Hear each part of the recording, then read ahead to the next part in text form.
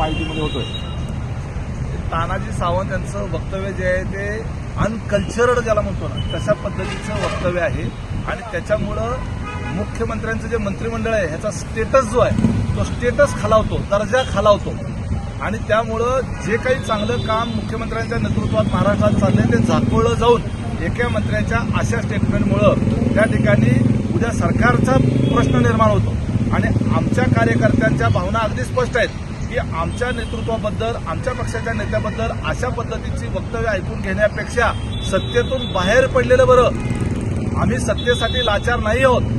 आम्ही जे सरकारमध्ये आलो आहोत ते केंद्रामध्ये भाजपचं सरकार आहे आणि भाजपचं सरकार केंद्रात असताना राज्याच्या डेव्हलपमेंटच्या करता, राज्यात मोठे प्रकल्प येण्याकरता, राज्यात मोठ्या प्रमाणावर निधी येण्याकरता आम्हाला केंद्र सरकारची मदत लागते.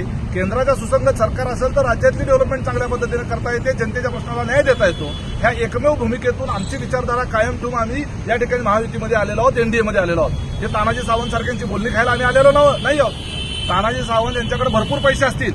पैसे असले म्हणजे माणूस कल्चर्ड होतो असं नाही, पैसे असले म्हणजे माणूस सुसंस्कृत असतो असं नाही. यांच्याकडं मोठ्या प्रमाणावर पैसे असल्यामुळे त्याचा हा माज आहे, गुर्मी आहे आणि त्याच्यातून त्यांची अशी ही वक्तव्य येतात आणि आम्हाला तसलं ऐकून घेण्यामध्ये अजिबात इंटरेस्ट नाही.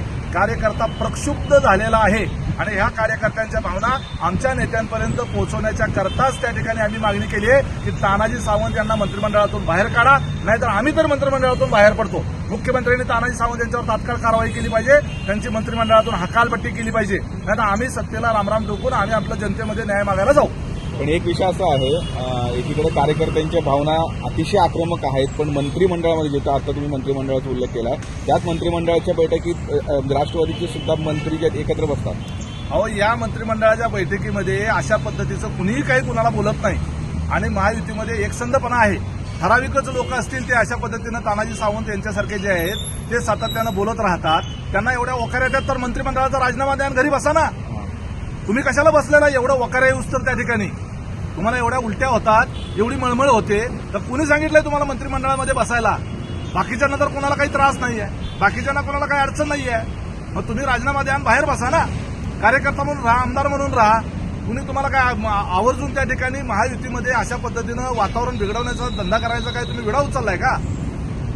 तुम्ही आत्ता मंत्रिमंडळातून बाहेर काढण्याची मागणी करता किंवा एक अशा पद्धतीची मागणी तुम्ही वरिष्ठ नेत्यांकडे करताय, पण मध्यंतरी भाजपच्या नेत्यांनी याच अजितदादांना काळे झेंडे दाखवल्यावरती त्यावेळेस रोहितदादा असतील किंवा सुप्रियते असतील त्यावेळेस अजितदादांनी मंत्रिमंडळातून किंवा सत्तेतून बाहेर काढावं अशा पद्धतीची मागणी केलेली होती. ते तुम्ही मागणी आता करताय. एक पहा की महायुती म्हणजे 3 पक्षाचं सरकार आहे आणि ते इतर पक्ष आमच्या सोबत आहेत. या ठिकाणी एका विचारधारेचे लोक नाही आहेत. थोडंफार भांड्याला भांडं लागणं समजू शकतो. कार्यकर्त्यांच्या वेगवेगळ्या पातळीवरच्या नाराज्या समजू शकतो. जिथं आमचे पालकमंत्री आहेत तिथं काही वेळेला भाजप आणि सेनेच्या कार्यकर्त्यांमध्ये थोडीफार नाराजी असते. जिथं भाजपचे पालकमंत्री आहेत तिथं आमच्या कार्यकर्त्यांची थोडीफार नाराजी असते. हे चालतं. त्यामुळे त्या ठिकाणी ते त्यांच्या भावना व्यक्त करतात. त्या ठिकाणी लोकशाही मार्गानं, सुसंस्कृत मार्गानं त्या ठिकाणी आपल्या भावना व्यक्त करायला अडचण असायचं काही कारण नाही. परंतु आम्हाला यांच्यासोबत गेल्यामुळं बाहेर आल्यावर आम्हाला उलट्या होतात.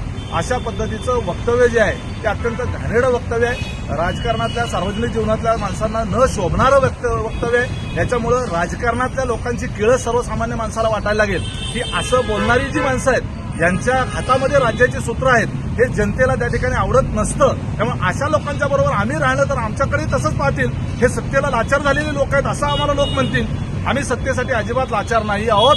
पवार कुटुंब असेल किंवा अजितदादा असतील एवढे हलके नाही आहेत की तानाजी सावंत सारख्यांचं असं वक्तव्य ऐकून घ्यायला. Okay, thank you.